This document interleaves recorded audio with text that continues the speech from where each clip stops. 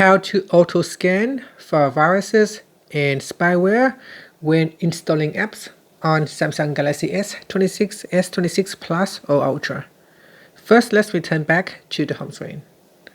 Then swipe down at the top and tap on the settings icon.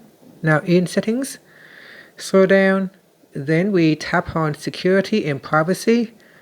After that, scroll down and tap on app security. Then tap on app protection.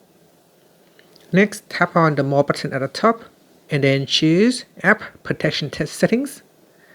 Now go down and tap on app scan when installing apps. Tap on the toggle button to turn it off or switch it on.